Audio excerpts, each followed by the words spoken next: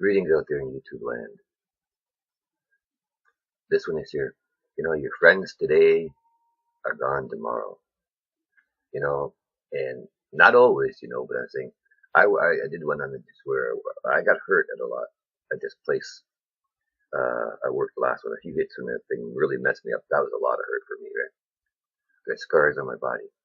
One of the interesting things is you work someplace for many years, right? And you can develop these workplace friendships, right?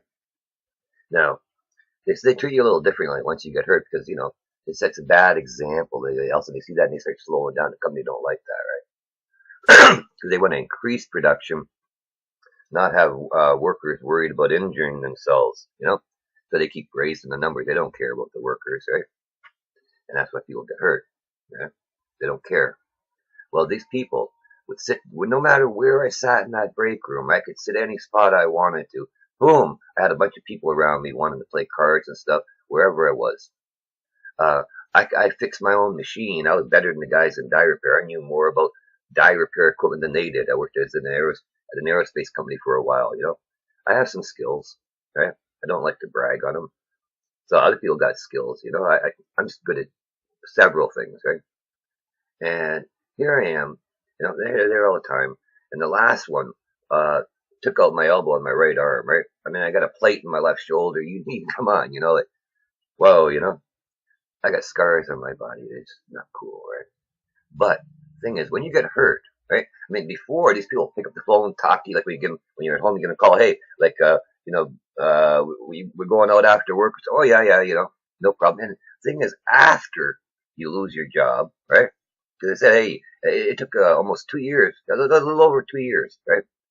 So I don't know where you want to draw the line, right? I think was it 1 year, 11 months and I think 29 days or just a hair over, right? I can't remember right now exactly. The thing is, I had to go through 2 operations on my elbow and they wanted to do a third one. And that's after and I said, you're going to give you a fake. I said, no, no, no. But you think a single one of these people that talk to me and always sit there, and are calling me on the phone, wondering if I wanted to go out after work or anything like that.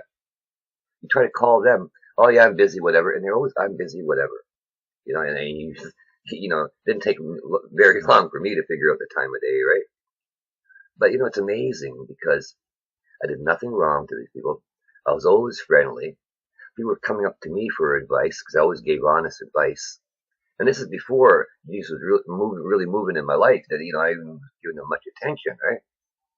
I tried to be a good, upstanding person, right?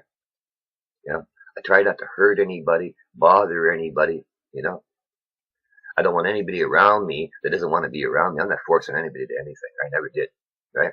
If you don't want to be with me, you don't want to be with me. If you do, you do great, right? It's just the way I am. But some people, their friendship is fickle.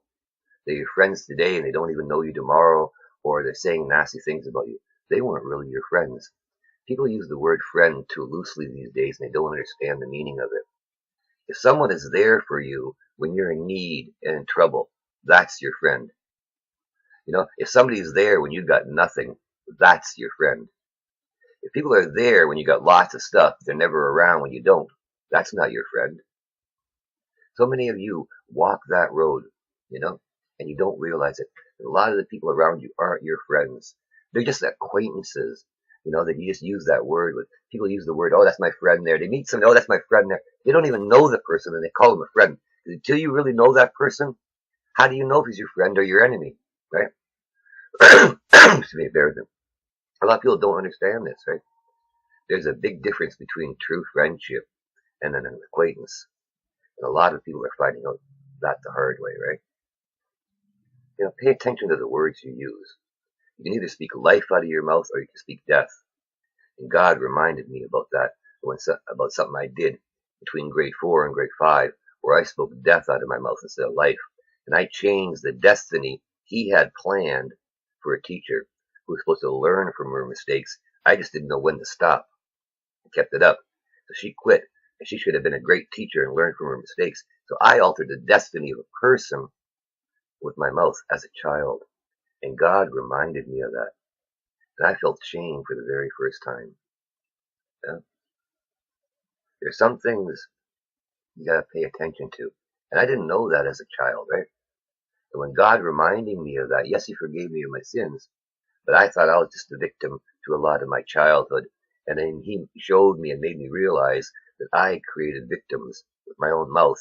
While I was in pain and striking back in pain, I caused pain to others, and I didn't even think about that. Most of us do a lot of things without thinking. That's why we need to step back and think sometimes before we speak. And emotions are an interesting thing for me. They're new, right? So I try my best, right now. And there's so much in the world to be upset about. They're dumping radioactive water in the waste, everything. And then they've got these fake friends out there, right? So many of you are walking around and you got fake people in your life, right? It's time to clean house soon because things aren't going to go well. They're going to be trying to lead you away from Jesus and everything else. The Antichrist is coming soon.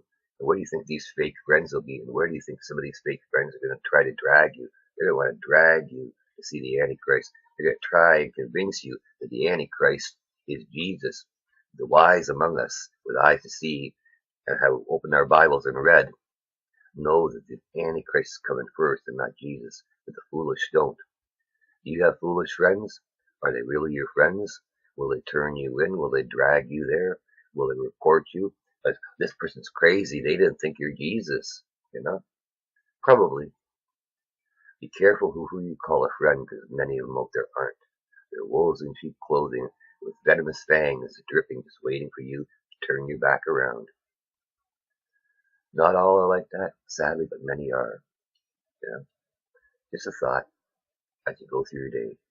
The word friendship is more than what some people think, and they use it too loosely, just like the word love. They have no understanding of it until they taste a drop of Jesus' true love, and then they're blown away by the power of real love. Have a great day, and remember, Jesus really does love you. Bye-bye. Greetings out there in YouTube land. Oops.